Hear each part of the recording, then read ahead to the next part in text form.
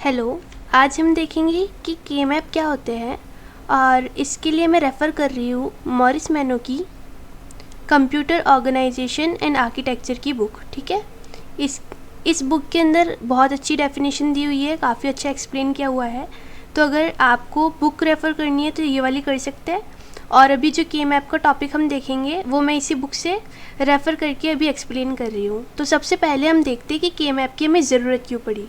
अब सबसे पहले मान लो कि हमारे पास एक एक्सप्रेशन है, एक बुलियन एक्सप्रेशन है f equals to a plus B not C. ठीक है, अब हमें देखना है कि इस f की वैल्यू कब कब 1 होगी, यानी इस बुलियन एक्सप्रेशन में हम कब कब इन वेरिएबल्स को कौन कौन सी वैल्यूज़ देंगे जिसके कारण f की फाइनल वैल्यू 1 आए। तो उसमें हो सकता है या तो a की वैल्यू 1 हो या इस पूरी की पूरी जो एक्सप्रेशन है बी नॉट सी वाली, इसकी वैल्यू 1 हो, क्योंकि यहाँ बीच में हमें दिख रहा है कि और ऑपरेटर लगा हुआ है और ऑपरेटर तब 1 वैल्यू देता है जब इसके दोनों इनपुट्स में से कोई भी एक इनपुट 1 हो या दोनों के दोनों 1 हो। तो इसके लिए हम एक ट्रुथ टेबल बनाते हैं जिसके अंदर हम a, b और c तीनों की जितनी भी पॉसिबल वैल्यूज़ है वो इनपुट करते हैं। तो सबसे पहले हम देखते हैं कि इनके ऊपर कितने कॉम्बिनेशंस बनेंगे। तो हमें पता है कि क्योंकि हम 3 वेरिएबल्स ले रहे हैं तो यहाँ पे पॉसिबल कॉम्बिनेशंस होंगे 8। ठीक है, तो हम जल्दी से इन सारे जो भी कॉम्बिनेशंस है उनको बना लेते हैं और फिर देखते हैं कि किस किस पे इनकी वैल्यू 1 होगी। तो पहला हमने देखा कि या तो a की वैल्यू 1 हो, तो यानी इस a में जहाँ जहाँ पे भी 1 आएगा वहाँ पे फाइनल आउटपुट जो फंक्शन f है उसका फाइनल आउटपुट 1 आएगा, क्योंकि और ऑपरेटर के साथ अगर कोई भी एक इनपुट 1 है तो उससे फ़र्क नहीं पड़ेगा कि दूसरा इनपुट 0 है या 1 है। अब ये पूरी एक्सप्रेशन चाहे यहाँ 0 हो या 1 हो, इसका फाइनल आउटपुट इस पहली वाली पे ही डिपेंड कर जाएगा और फाइनल आउटपुट 1 आ जाएगा। लेकिन अगर पहला यानी a जो है वो 0 है तो फिर इसके ऊपर डिपेंड करेगा कि दूसरी एक्सप्रेशन का आउटपुट क्या आ रहा है। तो दूसरी एक्सप्रेशन में बी नॉट सी और इन दोनों के बीच में लग रहा है एंड ऑपरेटर, और हमें पता है कि एंड ऑपरेटर 1 आउटपुट कब देता है जब दोनों के दोनों इनपुट जो हो वो 1 हो, यानी बी नॉट की वैल्यू भी 1 होनी चाहिए और सी की वैल्यू भी 1 होनी चाहिए। तो सी की वैल्यूज़ इन दो पोजीशंस के ऊपर हमें दिख रही है कि 1 है, पर बी नॉट की वैल्यू 1 कहाँ कहाँ पे होगी?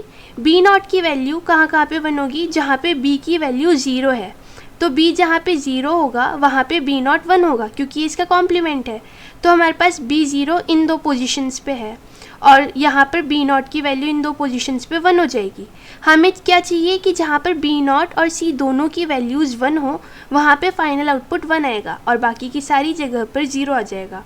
तो इस तरीके से हमें f फंक्शन के जो आउटपुट्स मिले हैं वो इन 5 पोजीशंस के ऊपर 1 मिले हैं। ठीक है, अब हम इन 5 पोजीशंस को कैसे डिनोट करेंगे? अगर मुझे बताना है कि एक तो यहाँ पर और बाकी के जो 4 वैल्यूज़ है वो इन पोजीशंस के ऊपर 1 आउटपुट दे रहा है, तो हम इसको कैसे डिनोट करेंगे?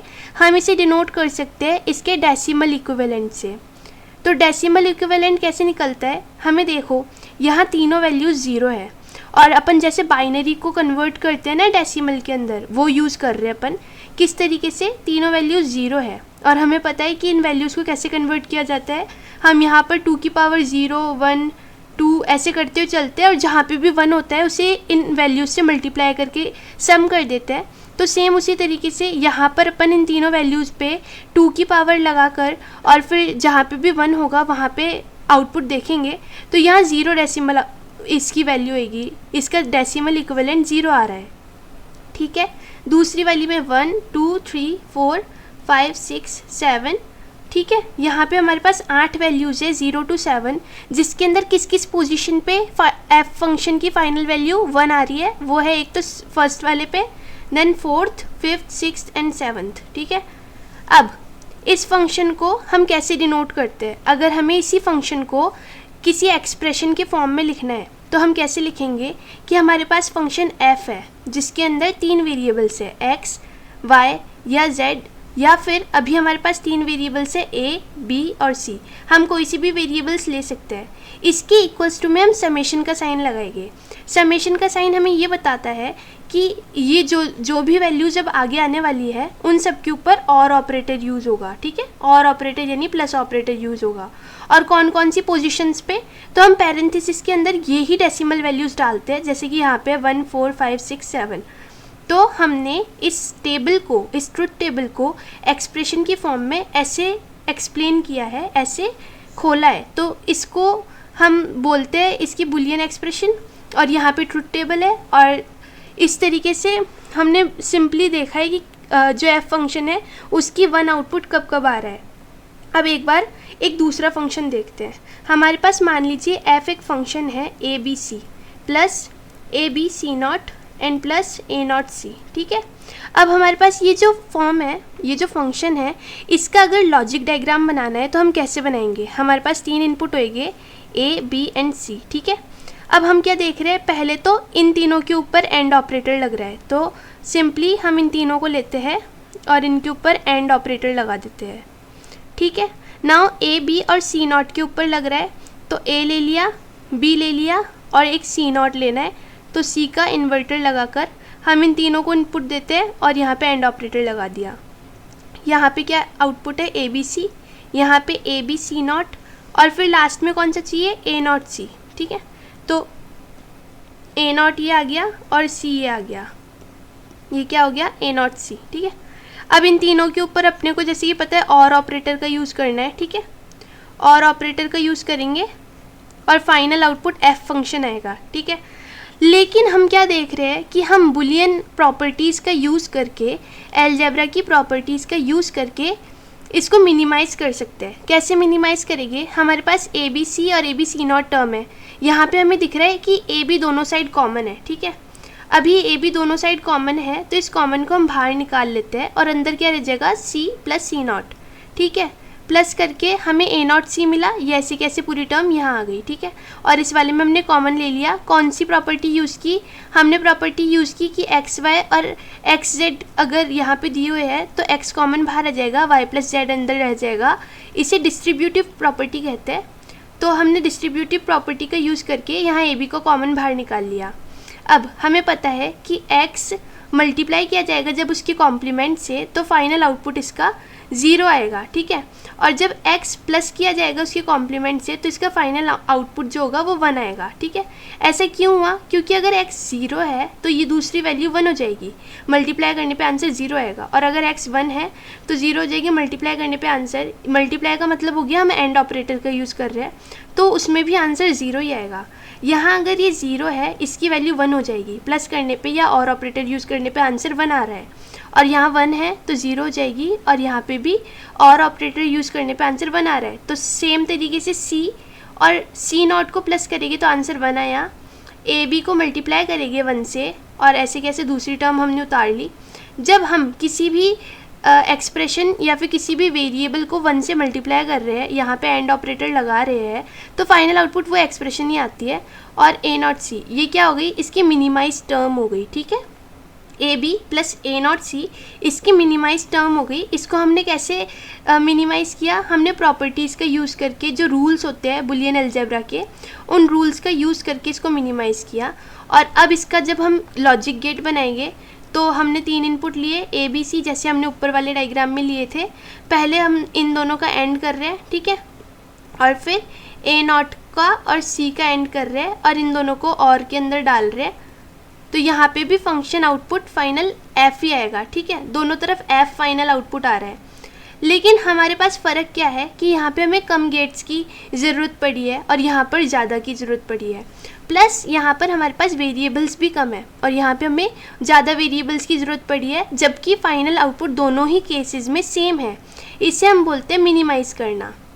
जब हम किसी भी एक्सप्रेशन को मिनिमाइज़ करते हैं तो हमें प्रॉपर्टीज़ या रूल्स का यूज़ करना पड़ता है, लेकिन इसमें प्रॉब्लम क्या आती है कि यहाँ पे कोई भी स्पेसिफिक रूल नहीं है, हमारे पास कुछ भी स्पेसिफिक नहीं है कि हमें पता चले अगला स्टेप क्या लेना है। अभी देखिए मैंने तो यहाँ पे सी और सी नॉट को ब्रैकेट के अंदर ले लिया, ए बी को कॉमन लेके। हम चाहते तो यहाँ पर सी को भी तो कॉमन ले सकते थे, लेकिन उस केस में इसको सॉल्व करना डिफ़िकल्ट और बहुत अलग प्रोसेस हो जाती और फाइनल आउटपुट तक पहुँचने में बहुत टाइम लगता। तो इस कारण से इसका कोई पर्टिकुलर तरीका नहीं है। और यहाँ पर जब प्रॉब्लम आती है तो हमारे पास हेल्प करने के लिए आता है के मैप। के मैप का बेसिकली यूज़ ही इसलिए किया जाता है ताकि इस मिन टर्म तक पहुँचने के लिए, इस मिनिमाइज टर्म तक पहुँचने के लिए हमें हेल्प मिले। अब देखिए हमने पहले ये जो टेबल देखी है, इस टेबल में ये जो वैल्यूज़ है अपने पास, यानी ए बी और सी, इसको हम और किस तरीके से एक्सप्रेस कर सकते हैं, जैसे यहाँ पर ए की वैल्यू 0 है, बी की भी 0 है और सी की भी 0 है, तो यहाँ पर इसका बाइनरी तो आ रहा है 000। और अगर इसको वेरिएबल्स के कॉम्बिनेशन के फॉर्म में देखेंगे तो ये हो गया A0, B0 एंड C0, ठीक है। सेम तरीके से यहाँ पर 0 0 1 है, ठीक है। तो इसको हम कैसे एक्सप्लेन करेंगे, इसको हम 0 0 1 बाइनरी में लिखेंगे और A0, B0 और C, यहाँ पे जहाँ पे भी 0 है ना वो उस वेरिएबल का कॉम्प्लीमेंट शो कर रहा है, और जहाँ पे भी 1 है वहाँ पे वो वेरिएबल ऐसे कैसे आ रहा है। तो सेम इसी तरीके से अगर हम हर टर्म को खोलेंगे तो A0 BC0 हो गया, यहाँ पे A0 BC हो गया, यहाँ पे A B0 C0 हो गया, सेम तरीके से ये A B0 C हो गया, देन हमारे पास A B C0 हो गया, ठीक है। फिर लास्ट वाले में A B और C तीनों आ गए, ठीक है। हमारे पास सारी टर्म्स आ गई, और इन टर्म्स को, ये जितनी भी टर्म्स है ना, इनको इंडिविजुअली हम क्या कहते हैं, इनको हम मिन टर्म्स कहते हैं, ठीक है।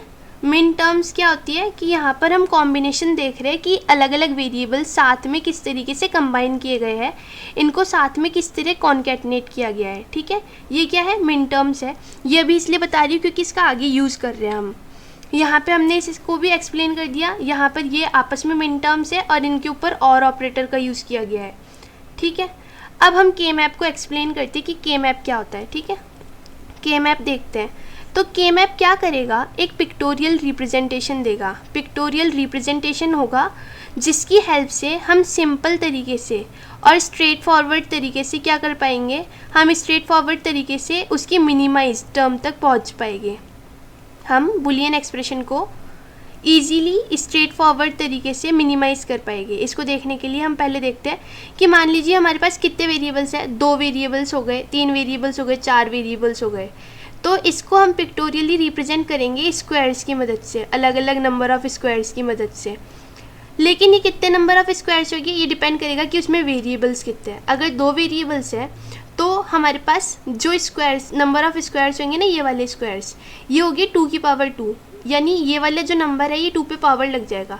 इन शॉर्ट 2 की पावर n हमें जो स्क्वायर्स होगी वो यूज़ में आएगी के मैप के अंदर जब हमारे पास n नंबर ऑफ़ वेरिएबल्स होंगे, ठीक है। n वेरिएबल्स के लिए हमें 2 की पावर n स्क्वायर चाहिए होगी, तो हमें यहाँ 4 स्क्वायर चाहिए होंगे। 2 की पावर 3 करेंगे तो 8 स्क्वायर चाहिए होंगे, और 2 की पावर 4 करेंगे तो 16 स्क्वायर चाहिए होंगे, ठीक है।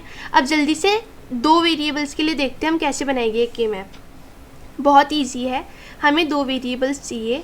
मान लो हमने 2 वेरिएबल्स लिए a और b, तो उसके लिए हमें कितने स्क्वायर्स लग गए, 4 स्क्वायर्स लगेंगे, क्योंकि वेरिएबल्स 2 है और स्क्वायर्स का निकालने के लिए 2 की पावर 2 यानी 4 स्क्वायर्स हो गए फॉर 2 वेरिएबल्स।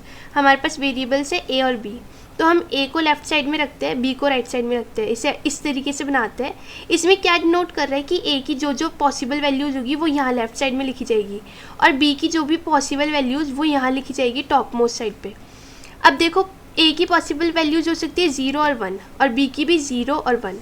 अब हमें क्या करना होता है इसको निकालने के लिए कि इसमें किस बॉक्स के अंदर कौन सी वैल्यू आ रही है। अब देखो इस बॉक्स के अंदर ये जो ऊपर वाले नंबर्स हैं ना, इनको कॉन्केटनेट करके देखते हैं। a और b को अगल बगल में रख के देखते हैं। यहाँ पे दोनों की वैल्यू 0 है, तो इसका डेसिमल इक्विवेलेंट 0 आ जाएगा इस बॉक्स के अंदर। सेम तरीके से यहाँ देखते हैं, हमारे पास a की वैल्यू यहाँ 0 है और b की वैल्यू यहाँ से देखिए यहाँ पे 1 है, तो हमारे पास वैल्यू आ गई, ये डेसिमल वैल्यू है, ठीक है।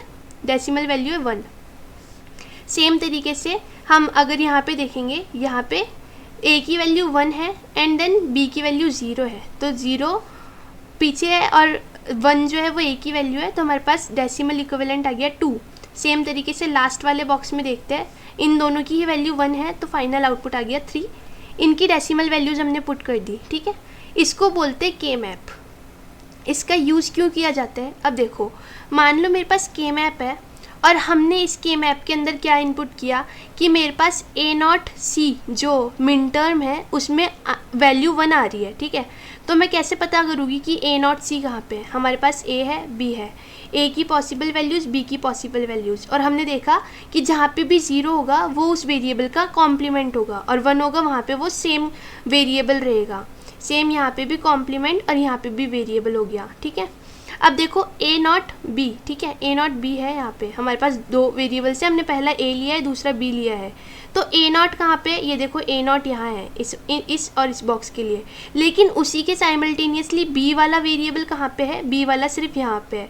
तो सिर्फ इस बॉक्स के अंदर हम 1 लिखेंगे, बाकी सब में 0 लिख सकते हैं, लेकिन हम इन बाकी सबको खाली छोड़ देते हैं। खाली इसलिए छोड़ देते हैं ताकि ज़्यादा क्राउडेड ना हो, और हमें पता है कि इस वाले जो के मैप है उसके अंदर केवल इसी पोजीशन पे 1 आ रहा है। अब हमारे पास इस मिन टर्म का पता है, और भी अगर कोई मिन टर्म होती तो उसमें भी उस जगह पे 1 फिलअप हो जाता है इन स्क्वायर्स के अंदर, और फिर हम उन स्क्वायर्स का ग्रुप बनाते। और ग्रुप किस हिसाब से बनता, 2 अगर 1 है एडजेसेंट स्क्वायर्स के अंदर, है ना, एडजेसेंट स्क्वायर्स में 2 1 हो सकते हैं, 4 हो सकते हैं, 8 हो सकते हैं, ऐसे करके 2 की पावर पे कुछ भी लगाकर जो स्क्वायर्स के ग्रुप बनेंगे ना, उसके हिसाब से हम बनाते हैं एडजेसेंट स्क्वायर्स का ग्रुप। यानी हम क्या करते हैं कि अगर हमारे पास अगल बगल के स्क्वायर्स के अंदर 1 है ऐसे, तो हम उनका ग्रुप बना देंगे। अगल बगल के चारों जो स्क्वायर्स है उसमें है तो इन चारों का ग्रुप बन जाएगा। अगल बगल में अगर 8 बॉक्सेस के अंदर 1 है तो उनका ग्रुप बन जाएगा। ये केवल 2 के मल्टीपल्स में चलेगा, 2 की पावर्स जो होती है ना, 2 के पावर्स में चलेगा, मल्टीपल्स में नहीं। 2 की पावर लगाएंगे, इंटीग्रल पावर, यानी 2 हो सकता है, 4 हो सकता है, 8 हो सकता है, ठीक है। अब देखो हमें क्या पता चला कि यहाँ पर जहाँ पे भी 1 होता है वहाँ पर उस मिन टर्म की वैल्यू 1 आती है, ठीक है। हमने ये देखा 2 वेरिएबल्स के लिए। 3 वेरिएबल्स के लिए देखिए ग्राफ कैसे बनेगा। हमारे पास मान लो ए, बी और सी 3 वेरिएबल्स हैं, ठीक है। हम इसको क्या कर सकते हैं कि ए को एक साइड ले लेते हैं और बी सी को दूसरी साइड ले लेते हैं। और अब देखो ए की पॉसिबल वैल्यूज हो गई 0 और 1। बी सी क्योंकि 2 वेरिएबल्स है तो हम देखो बी सी की कैसे ले सकते हैं वैल्यूज़ की, बी एक बार 0 हो गया और सी भी 0 हो गया, बी एक बार 0 सी 1, और इन दोनों की वैल्यूज़ फिर चेंज हो सकती हैं। तो हम इनकी पॉसिबल वैल्यूज ऐसे लेते हैं, ठीक है। लेकिन अब हम के मैप बनाते हैं ना, तो एक चीज़ ध्यान में रखते हैं कि हमारे पास पहली वैल्यू 0 0 है, तो नेक्स्ट वाला जो एडजेसेंट स्क्वायर है ना, इसका एडजेसेंट स्क्वायर कौन सा होगा, इसका जस्ट बगल वाला ये होगा। तो इसमें क्या होगा कि इन दोनों में से केवल एक ही वेरिएबल वैल्यू चेंज करेगा, जैसे कि अपने पीछे वाला वेरिएबल वैल्यू चेंज कर रहा है जो 0 से 1 हो गया, शुरू वाला सेम है, ठीक है। नाउ इसके अगले वाले स्क्वायर के अंदर भी सेम रूल अप्लाई होगा, एडजेसेंट स्क्वायर वाला रूल बोलते हैं इसको, कि एडजेसेंट स्क्वायर के अंदर केवल एक ही वेरिएबल वैल्यू चेंज करेगा। यहाँ पे देखो शुरू वाला जो 0 है ना वो उसकी वैल्यू 1 हुई है, पीछे वाला 1 कॉमन वैसे के वैसे रहा है, और अब अगले वाले के अंदर पीछे वाला जो 1 है वो 0 हो गया और शुरू वाला 1। और एक और चीज़ आप देखोगे कि यहाँ लास्ट वाला जो स्क्वायर है ना वो एडजेसेंट कहलाएगा यहाँ पे शुरू वाले स्क्वायर के, यानी एंड वाले जो बॉक्सेस होते हैं ना वो भी आपस में एडजेसेंट कहलाते हैं। क्यों? क्योंकि यहाँ पे देखो ये वाला 0 यहाँ पे भी 0 ही है, लेकिन इस वाले 1 ने वैल्यू चेंज करके 0 हुआ है, तो यानी ये गोल गोल घूमेगा और अगल बगल वाले स्क्वायर्स और लास्ट के सारे कॉर्नर्स वाले स्क्वायर्स भी एक दूसरे के एडजेसेंट स्क्वायर्स कहलाएंगे, ठीक है। सिंपल सी चीज़ है, केवल एक ही वेरिएबल वैल्यू चेंज कर रहे हैं। और इसको अगर अपन उस तरीके से लिखे कि कौन से वेरिएबल की वैल्यू नंबर के हिसाब से कैसी है, तो यहाँ पे जहाँ पे भी 0 है वहाँ पे वेरिएबल का कॉम्प्लीमेंट हो जाएगा। जैसे यहाँ इन दोनों का कॉम्प्लीमेंट हो गया, यहाँ पे पहले वाले का कॉम्प्लीमेंट और दूसरा वाला पूरा आ गया, फिर इन दोनों को कॉमन सेम तरीके से लिख दिया, और यहाँ पर लास्ट वाले का कॉम्प्लीमेंट होगा, यानी जहाँ पे भी 0 होगा वहाँ पे कॉम्प्लीमेंट, जहाँ पे 1 होगा वहाँ पे वैसे का वैसे वेरिएबल आ जाएगा। अब देखो हमें इसके अंदर जो इनकी डेसिमल वैल्यूज़ निकालते हैं, तो अब सेम तरीके से हमें कॉन्केटनेट करना है ए, बी और सी की वैल्यू, क्या क्या वैल्यूज़ हो सकती है। पहले वाले बॉक्स के अंदर देखते हैं, इस वाले में तीनों की वैल्यू 0 है तो इसका डेसिमल इक्विवेलेंट 0 आ गया, तो इस बॉक्स में 0 है। सेम 0 0 1 है दूसरे बॉक्स में, तो यहाँ पे 1 वैल्यू आ गई। तीसरे बॉक्स का ध्यान देना, यहाँ 0 है, यहाँ पे 1 1 है, तो 0 1 1 की वैल्यू क्या आ गई, ये 2 ये 1 ये 3 हो गया, ठीक है। तो इसकी वैल्यू क्या आ गई, 3 आ गई। और लास्ट में यहाँ पे 0 है और यहाँ पे 1 0 है, ठीक है। 0 1 0 की वैल्यू क्या आ गई, 2। सेम तरीके से बाकियों की निकालोगे तो यहाँ पे 4 आ जाएगी, यहाँ पे 5 आ जाएगी, 6 इधर आएगी और 7 इधर आएगी। ये देखो यहाँ पे 7 के लिए 3 1 एक साथ कॉन्केटनेट हो गए। तो इस तरीके से हमने बनाया है, ये के मैप है 3 वेरिएबल्स के लिए। एक बार 4 वेरिएबल्स के लिए जल्दी से देख लेते हैं, 4 वेरिएबल्स के लिए कैसे बनेगा के मैप। हमने 16 बॉक्सेस लिए, एक साइड में अब हम दो का ग्रुप बना देंगे, ए बी और सी डी का ग्रुप्स बन गए। यहाँ पे भी पॉसिबल वैल्यूज़ वैसे ही लिखनी है, केवल एक एक वेरिएबल चेंज हो रहा है नेक्स्ट वाले में, और सेम तरीके से इसके अंदर भी लिखनी है, एक एक वेरिएबल चेंज हो रहा है, ठीक है, एडजेसेंट स्क्वायर रूल बोलते हैं इसको। अब इसके अंदर अपने को वैल्यूज़ लिखनी है, ये 0 हो गया, ये 1 हो गया, ये 2 हो गया, ये 3 हो गया, देन ये 4 हो गया, ये 5 हो गया, ये 6 हो गया, ये 7 हो गया। सॉल्व करना है यहाँ पर ये 1 1 है तो यहाँ पे ध्यान रखना है ये 12 आएगा, और 8 की वैल्यू यहाँ पर 8 होएगी, 8 9 10 और 11 और 12 13 14 और 15। इस तरीके से हमने के मैप बनाया फॉर 4 वेरिएबल्स, 4 वेरिएबल्स के लिए बना है, जो वेरिएबल्स हमने ए बी सी डी लिए हैं। अब इन वेरिएबल्स की वैल्यू जैसे अभी अपन ने निकाली, यहाँ पे ए नॉट बी नॉट हो गया, फिर ए नॉट बी हो गया, फिर ए बी और ए बी नॉट। सेम तरीके से सी नॉट डी नॉट हो गया, सी नॉट डी हो गया, सी डी हो गया और सी डी नॉट हो गया। सेम है, जहाँ पे भी 0 वहाँ कॉम्प्लीमेंट है, जहाँ पे 1 है वहाँ पे सेम वेरिएबल आ गया। यहाँ तक कोई इशू नहीं है। अब हम देखते हैं कि इसका यूज़ कैसे करना है। हमें क्या करना था, कॉम्बिनेशंस बनाने हैं। कॉम्बिनेशंस किसके, वंस के कॉम्बिनेशंस बनेंगे, और वो कॉम्बिनेशंस किस हिसाब से बनेंगे, 2 1 साथ में हो, साथ में का मतलब एडजेसेंट बॉक्सेस में, अगल बगल वाले में 4 हो सकते हैं, 8 हो सकते हैं, और 2 की पावर कुछ भी लगा के जो भी नंबर ऑफ ग्रुप बन सकते हैं वैसे बनाना है हमें। एक क्वेश्चन लेके देखते हैं। हमारे पास मान लो कि हमारे पास एक फंक्शन है 3 वेरिएबल्स का, और उसके अंदर हमने समेशन किया हुआ है 1 4 5 6 7।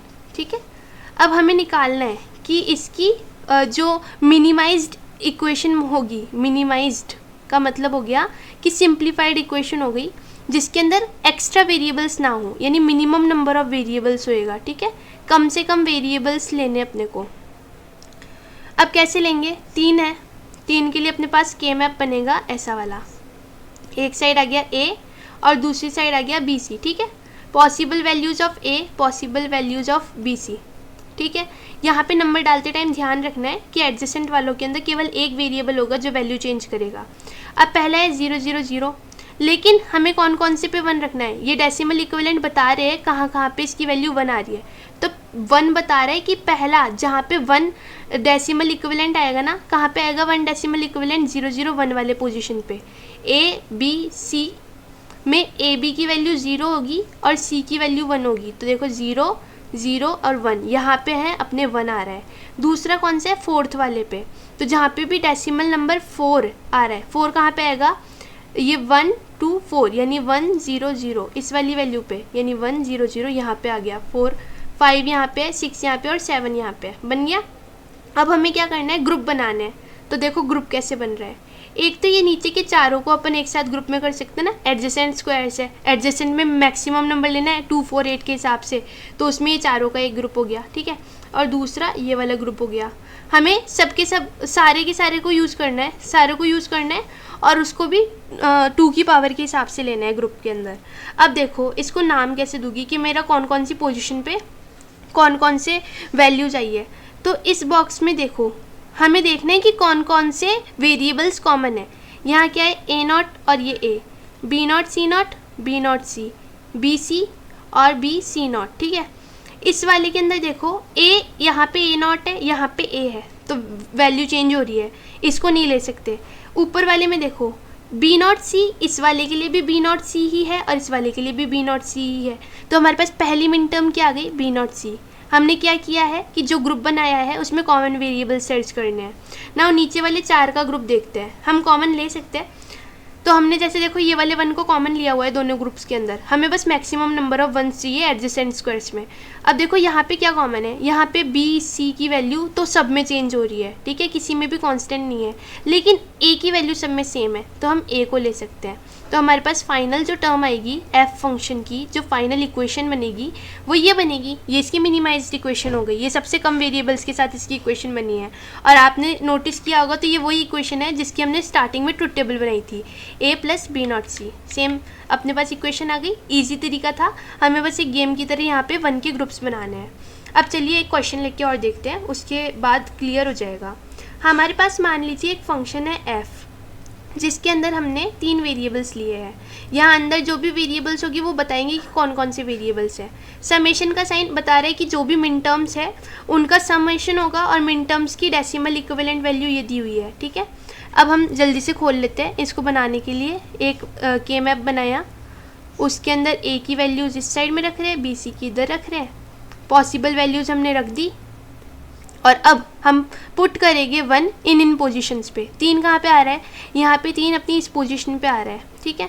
4 कहाँ पे आ रहा है, अपना 4 किस पोजीशन पे आ रहा है, यहाँ पे आ रहा है। 6 कहाँ पे आ रहा है, 6 यहाँ पे आ रहा है। और 7 कहाँ पे आ रहा है, यहाँ पे आ रहा है। अब ग्रुप बनाना है अपने को कि कौन से वंस का ग्रुप बनेगा 2 की पावर के हिसाब से।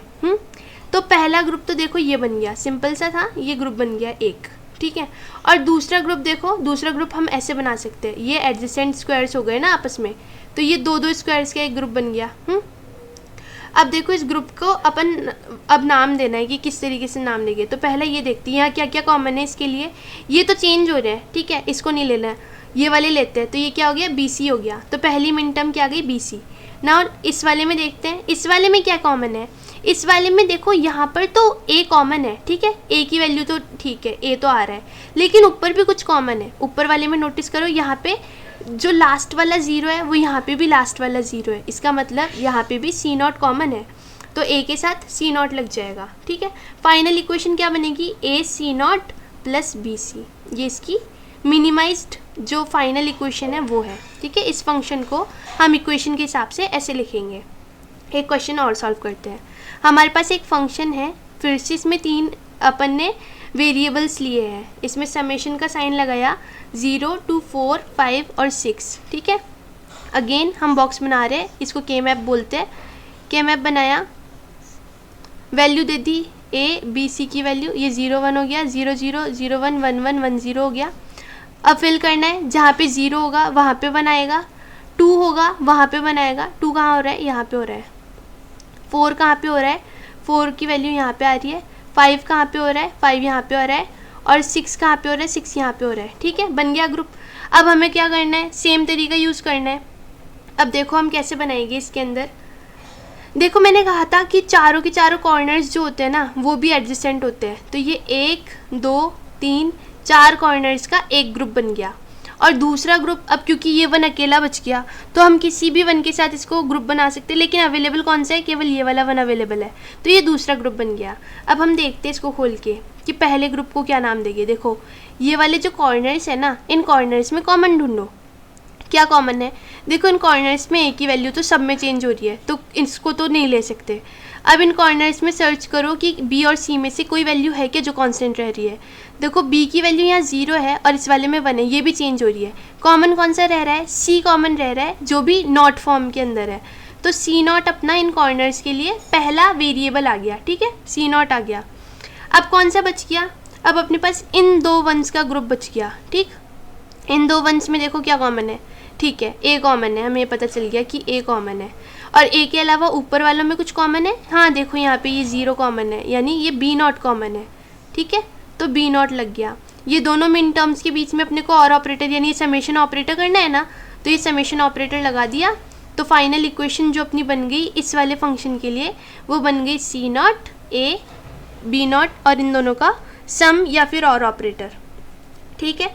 एक और क्वेश्चन जल्दी से सॉल्व करते हैं। अब की बार 4 वालों का लेते हैं जहाँ पे अपने पास 4 वेरिएबल्स है, ठीक है। इन चारों का समेशन किया, क्या क्या है अपने पास 0 1 2 6 8 9 और 10, ठीक है। 0 1 2 6 8 9 10 है। अब 4 का बनाने के लिए हमें पता है कि 16 बॉक्सेस बनेंगे।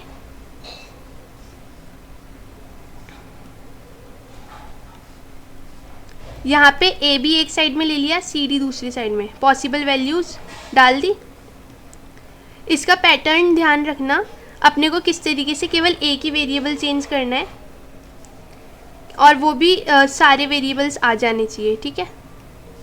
अब देखो हम क्या कर रहे हैं कि पहला 0 पे आ गया 1, तो इसको दूसरे कलर से लिखते हैं, यहाँ पे आ रहा है, फिर 1 पे आ रहा है, 2 पे आ रहा है, 6 पे आ रहा है, 6 कहाँ है, यहाँ 4 5 6, ठीक है। 8, एक 8 पे आ रहा है, एक 9 पे आ रहा है, तो 9 है यहाँ, और एक 10 पे आ रहा है, ठीक है। बन गया अपने पास। अब इसके ग्रुप्स बनाते हैं जल्दी से। देखो सेम तरीके से अपने यहाँ पे भी 4 कॉर्नर्स वाले 1 का ग्रुप बन रहा है, इजीली बन गया, ठीक है। दूसरा ग्रुप कहाँ बन रहा है, दूसरा ग्रुप देखो ये वाले जो 1s है ना इनका एक ग्रुप बन रहा है, ठीक है, ये 1s इंक्लूड हो गए। और तीसरा ग्रुप यहाँ पे इस वन का ग्रुप, इन दो वंस का ग्रुप बन रहा है। अब चलो इसमें से देखते हैं कि इन सबको किस किस वेरिएबल से डिनोट कर रहे हैं। पहले कॉर्नर्स को ले लेते हैं। कॉर्नर्स के अंदर हमारे पास क्या वेरिएबल कॉमन है वो देखो। यहाँ पर देखो ये 0 0 और ये 1 0 है। लास्ट का 0 कॉमन आ रहा है ना। लास्ट का 0 किसको डिनोट कर रहा है? बी नॉट को डिनोट कर रहा है, ठीक है। अब ऊपर वालों में देखते हैं, इस वाले में क्या कॉमन आ रहा है? हमारे पास यहाँ पे भी लास्ट का 0 है। ये किसको डिनोट कर रहा है? डी नॉट को डिनोट कर रहा है, तो डी नॉट कॉमन आ गया। अब हमारे पास पहली मिन टर्म जो गई, पहली मिन टर्म में ये निकल गई चारों कॉर्नर्स के लिए। दूसरी मिन टर्म हम इन वाले 4 बॉक्सेस के लिए निकालते हैं। इसमें देखो क्या क्या कॉमन आ रहा है। नीचे फिर से सेम तरीके से अपना जो बी नॉट है वो कॉमन आ रहा है, ठीक है। और ऊपर वालों के अंदर देखो, यहाँ पे शुरू वाला जो 0 है वो कॉमन है और शुरू वाला 0 सी नॉट को डिनोट कर रहा है, तो ये सी नॉट हो गया। नाउ अब इन 2 बॉक्सेस के लिए देखना है, इस वाले 2 बॉक्सेस के लिए क्या क्या कॉमन है। देखो यहाँ पे, यहाँ शुरू वाला 0 कॉमन है, यानी ए नॉट कॉमन है। और यहाँ वाले में ये दोनों जो टर्म्स है ना ये कॉमन है। दोनों ही टर्म्स इन दोनों बॉक्सेस के लिए कॉमन है, तो इस दोनों टर्म्स को लिखेंगे। पहली वाली क्या है? सी है और दूसरी वाली डी नॉट है, ठीक है। ईजी था। अब इन सबको सीधा और ऑपरेटर करना है, यानी B not D not plus B not C not plus A not C D not, ठीक है। ये क्या आ गया? अपने पास मिनिमाइज इक्वेशन आ गई इस वाले बुलियन फंक्शन के लिए। ईजी था। अब चलो एक टॉपिक और आता है इसके अंदर। अभी तो हमारे पास क्या है कि सारे के सारे बॉक्सेस में हम 1 लिख रहे हैं, ठीक है। जहाँ पे भी उसका आउटपुट 1 आ रहा है और जहाँ पे भी आउटपुट 0 आ रहा है उसे खाली छोड़ रहे हैं। लेकिन कई बार ऐसी कंडीशंस होती है कि उसमें उस फंक्शन का आउटपुट 0 या 1 दोनों में से कुछ भी आ सकता है। ऐसी कंडीशंस को हम बोलते हैं डोंट केयर कंडीशंस। और जहाँ पर भी डोंट केयर कंडीशन होती है वहाँ पे हम एक क्रॉस लगा देते हैं, क्योंकि वहाँ आउटपुट 1 भी आ सकता है, 0 भी आ सकता है, ये हमें नहीं पता। ये डिपेंड करेगा उस टाइम हमने किस तरीके से सिचुएशन रखी है या उस टाइम सिचुएशन क्या है उस पर डिपेंड करता है। तो मान लो अगर यहाँ पर एक्स लगा हुआ है, तो यानी इस पर भी आंसर 0 1 और इस पर भी 0 या 1, इनमें से कुछ भी आंसर आ सकते हैं इन दोनों के अंदर से, और ये हमें नहीं पता कि कौन सा आंसर आएगा। तो अब जब ऐसी सिचुएशन आती है ना, तो हमें क्या करना होता है कि हमें सबसे मिनिमाइज इक्वेशन तो चाहिए ही, ठीक है। और मिनिमाइज इक्वेशन लेने के लिए हमें वंस के ग्रुप भी बनाने होते हैं। तो वंस के ग्रुप बनाने के लिए हम क्या करते हैं कि इन x के अंदर से उन x को चूज़ करते हैं जो maximum number of adjacent squares को रिजर्व करवा ले, एडजेसेंट स्क्वायर का ग्रुप बनवा ले। क्या बोल रही है कि अगल बगल के मैक्सिमम नंबर ऑफ स्क्वायर्स का ग्रुप बनाने के लिए हम एक्सेस को ले लेते हैं, और हम ये मान के चलते हैं कि हम इस एक्स को इसलिए ले रहे हैं क्योंकि इसकी पोजीशन पे 1 आना ज़रूरी है इस इक्वेशन या इस फंक्शन को वर्क करवाने के लिए। जैसे कि इसको डिनोट कैसे करते हैं, जैसे मान लो मेरे पास एक फंक्शन है ए बी और सी के लिए, और इसमें सिंपल सा हमें दिया हुआ है 0 2 6। इसका क्या मतलब है? ये कह रहा है कि हमारे पास जो वैल्यूज़ है 0 2 और 6 वाली, इसके अंदर आंसर 1 आ रहा है इन पोजीशंस के अंदर।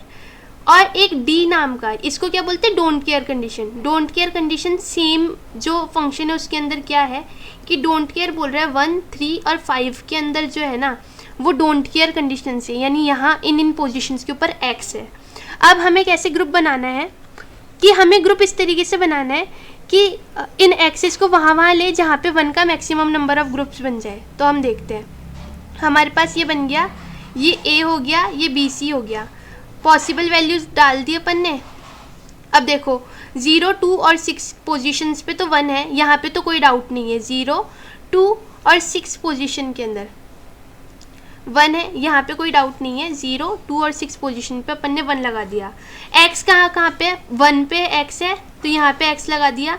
3 पे x है तो यहाँ पे x लगा दिया, और एक 5 पे x है तो यहाँ पे 5 पे x लगा दिया। अब हमें ग्रुप बनाने हैं, और अब इन ग्रुप्स में हमें दिमाग लगाना है कि सबसे ज़्यादा वंस लेने हैं, तो सबसे ज़्यादा एडजेसेंट स्क्वायर्स को कवर करना है। तो सबसे ज़्यादा एडजेसेंट स्क्वायर्स देखो यहाँ ऐसे कवर हो गए। ये x ले लिए ना अपन ने इन दोनों को। हम चाहते हैं कि इन दोनों पोजीशंस पे जब 1 हो तब ये फंक्शन ठीक से वर्क करेगा। और दूसरा ये 1 1 का ग्रुप बन गया। यहाँ देखो इसकी ज़रूरत नहीं पड़ी ना, तो इसको अपन डोंट केयर ही रखेंगे, लेकिन इक्वेशन बनाते टाइम इन दोनों एक्सेस को इंक्लूड कर लेंगे। अब देखो इसके लिए क्या इक्वेशन बनेगी, यहाँ इस वाले चारों वंस के लिए जो कांस्टेंट है वो है a, का कॉम्प्लीमेंट यानी 0 आ रहा है ना, तो पहला जो वेरिएबल हो गया वो ए का कॉम्प्लीमेंट हो गया। और इन दोनों के लिए क्या कॉमन है, देखो ए तो चेंज हो रहा है लेकिन ये दोनों यानी बी सी नॉट कॉमन है, तो दूसरी मिन टर्म क्या हो गई, बी सी नॉट। ये हमारे पास क्या आ गई, इस फंक्शन की इक्वेशन आ गई। इस तरीके से इजीली सॉल्व हो गया और हमारे पास फाइनल इक्वेशन आ गई A not plus B C not. ठीक है, इसमें कोई कन्फ्यूजन नहीं है। और फाइनल में हमने क्या देखा कि इस 5 वाले को हमने डोंट केयर ही रहने दिया है, लेकिन इन 1 और 3 को हमने इंक्लूड कर लिया है इस इक्वेशन के अंदर, क्योंकि ये जब 1 और 3 1 हो गए तो हमारे पास maximum number of adjacent squares आ जाएगी जो कि हमें चाहिए। अब चलो एक जल्दी से गेट का एक क्वेश्चन बताती हूँ, उससे आपको पता चल जाएगा के मैप कैसे यूज आ रहा है। एक तो ये था ही जिसके अंदर हमने इस डोंट केयर वाली सिचुएशन से सबसे बड़ा ग्रुप बनाया और उस बड़े ग्रुप की इक्वेशन निकाल ली। ऐसी क्वेश्चंस तो आती ही है। दूसरा एक बार आया था कि हमारे पास 3 वेरिएबल्स है ए, बी और सी। ठीक है, इन दोनों का अपने पास एंड हो रहा है और इन दोनों का अपने पास और हो रहा है। ठीक है, और उसने पूछा है कि इसका फाइनल जो के ग्राफ नहीं, इसका फाइनल इक्वेशन कैसे बनेगी। वो एफ वाली इक्वेशन हमने बनाई थी ना, वो कैसे बनेगी। हमारे पास 3 वेरिएबल्स ही हमें पता है, यहाँ समेशन का मार्क लगा देंगे। और अब इस इक्वेशन को पहले खोलते हैं। ये क्या हो रहा है, ये बी नॉट हो रहा है और बी नॉट के साथ सी का यहाँ पे एंड ऑपरेटर लग रहा है तो बी नॉट सी हो गया, और यहाँ पे और ऑपरेटर लग रहा है तो ए प्लस बी नॉट सी हो गया। अब इसको इक्वेशन में बनाना है, तो देखो कैसे बनाएंगे। 3 वेरिएबल्स लिए, ए हो गया, बी सी हो गया। ठीक है, यहाँ पर क्या है, ए के ऊपर आ रहा है 1, तो यहाँ पे जितने भी ए है ना, कहाँ पे ए, यहाँ पे है ए। ठीक है, तो यहाँ पे हर वाले के अंदर 1 आ जाएगा जहाँ पर भी ए है, और दूसरे 1 का ग्रुप बन रहा है बी नॉट सी पे, तो यहाँ पे बी नॉट सी कहाँ पे, ये बी नॉट सी है ना, देखो यहाँ पे बी नॉट और ये सी, तो यहाँ पर दूसरा ग्रुप बन रहा है। तो एक ग्रुप ऐसे बन रहा है और दूसरा ग्रुप ऐसे बन रहा है। हमने उल्टा खोला है, जैसे भी पहले अपन ग्रुप बना के इसमें कॉमन ढूंढते थे, अब की बार अपन ने कॉमन ढूंढ के फिर उसमें 1 फिल कर दिए इसके हिसाब से। अब क्या करना है, हमें यहाँ पे सिर्फ वो पोजीशंस फिल करनी है जहाँ पर ये वैल्यू 1 दे रहा है। हमारे पास ये 0 1 2 3 है ना, decimal value, decimal positions put करनी है। 4 5 6 7 कौन कौन सी पे है, एक तो फर्स्ट पोजीशन पे है, 4 5 6 और 7 पोजीशन पे। ये हमारे पास फाइनल आउटपुट आ गया। ये गेट 2020 में ऐसा क्वेश्चन आया था, इसको अपन यूज़ कर सकते हैं। जो भी अपन ने के मैप पढ़ा है ना, उसे यूज़ कर कर इसको इजीली सॉल्व कर सकते हैं। फाइनल आंसर ये आएगा। और यहाँ पर के मैप का हमने जो भी टॉपिक्स थे वो अच्छी तरह एक्सप्लेन कर लिए हैं। होप आपको समझ आया होगा।